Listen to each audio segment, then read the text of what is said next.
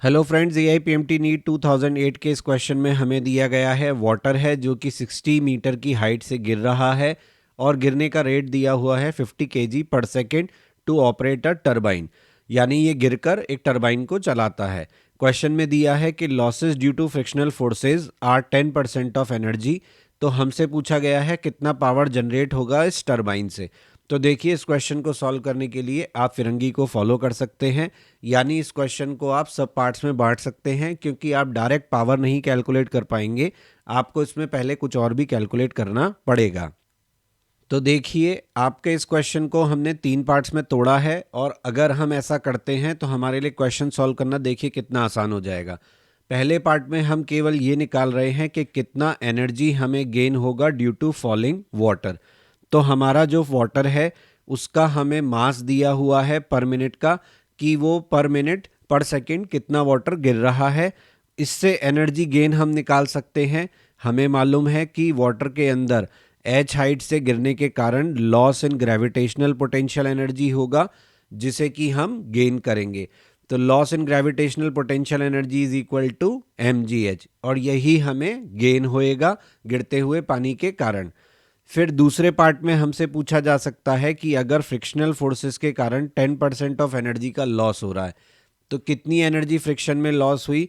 तो देखिए, गिरने के कारण आपको mgh मिली। आपका 10% ऑफ mgh जो है वो लॉस हो रहा है ड्यू टू फ्रिक्शन। यानी एनर्जी लॉस जो हुआ ड्यू टू फ्रिक्शन वो कितना हो गया। तो 10% को हम कन्वर्ट कर लेते हैं तो ये हो जाएगा 0.1 mgh। यानी इतना एनर्जी हमारा लॉस हो रहा है फ्रिक्शन के कारण। अब हम इन दोनों क्वेश्चन को कंबाइन कर लेते हैं। इतना पानी गिर रहा है, इस रेट से गिर रहा है, 10% लॉस हो रहा है, तो नेट एनर्जी कितना हमें गेन हो रहा है।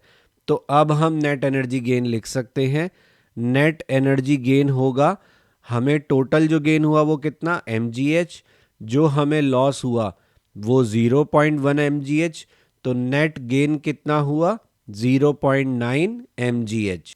आई होप इसके आगे आप खुद से सॉल्व कर सकते हैं। अगर कर पाते हैं तो बहुत अच्छी बात है, नहीं कर पाते तो आप मेरा फुल सोल्यूशन वीडियो भी देख सकते हैं। बट इस तरीके से सोचना आपको कितना हेल्प कर सकता है, ये सीखने वाली बात है। इसके अलावा मेरे क्वेश्चंस के टेक्स्ट सोल्यूशन के लिए आप मेरे ब्लॉग को विजिट कर सकते हैं। अगर कोई सजेशन देना चाहते हैं तो मुझे मेल कर सकते हैं। टिप्स ऑफ द डे के लिए फेसबुक पेज और इंस्टा पे ज्वाइन कर सकते हैं। अगर वीडियो पसंद आया हो तो please like, share and subscribe my channel, और बेल आइकन दबाना ना भूलें, ताकि इस सोल्यूशन का फुल अपडेट आपको मिल जाए। इसके अलावा और भी इसी तरीके के अपडेट्स आपको टाइमली नोटिफाई हो सकें।